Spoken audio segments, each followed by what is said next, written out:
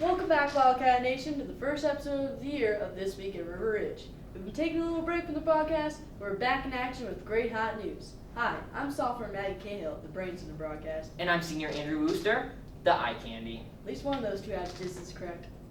Now, it's time that we've all been waiting for since last year. 8-man football! This week, the River Ridge kids get to play in Cuba.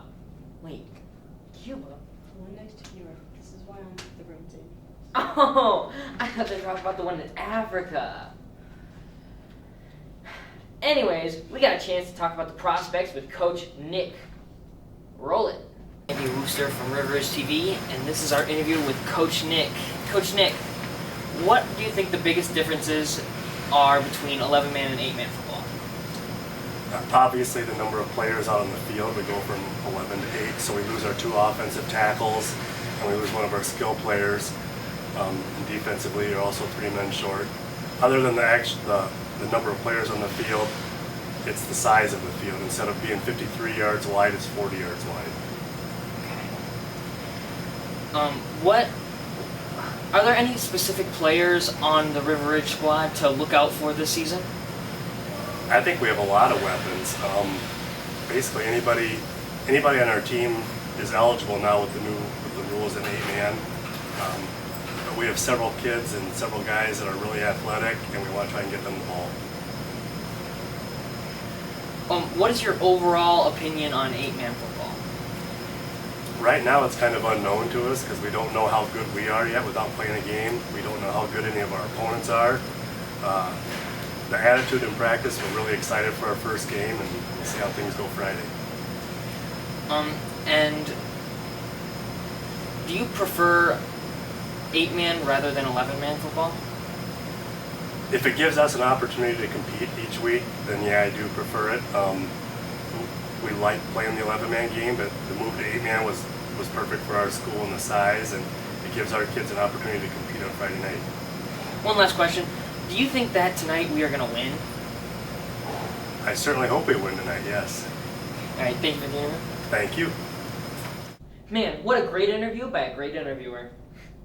We also had a chance to talk to Shot Albright about where 8-man football is leading. Roll the clip. Hi, I'm sophomore Maggie Cahill, and you're interviewing Shot Albright about 8-man football. Okay, we'll get into the first question.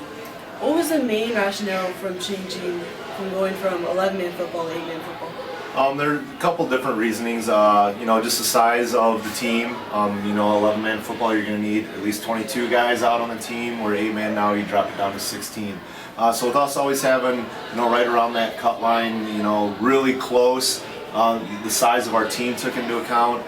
And then the second aspect was we have the state of Illinois changing a little bit of things right now, where they're setting up who we play, and the areas have changed. So us going from playing schools of similar size to schools that are bigger than us didn't really give the guys a competitive edge. So it was talks between us and a couple other schools in the conference.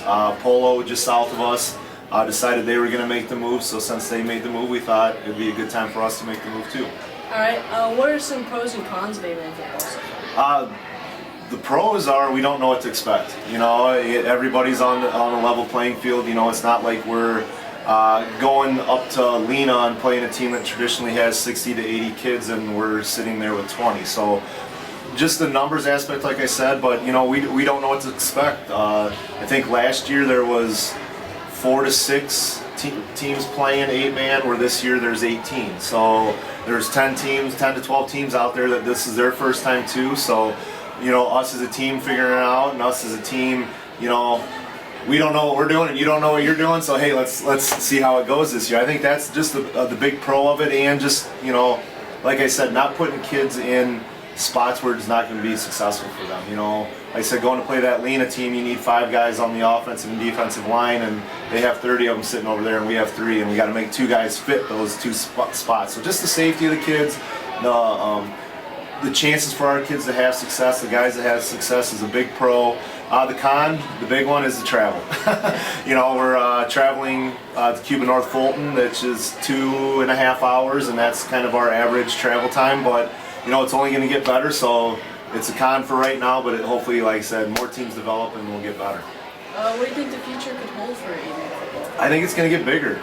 We just had our meeting at the end of last year, and there was already, of our 18 schools playing, 6 schools sitting there interested. So, it's only going to grow. I like where we're at in the developmental stages of it. We're quote-unquote pioneering, I guess you would say, a new sport in the state. So I think it's only going to go up, and I think it's only going to get better year to year.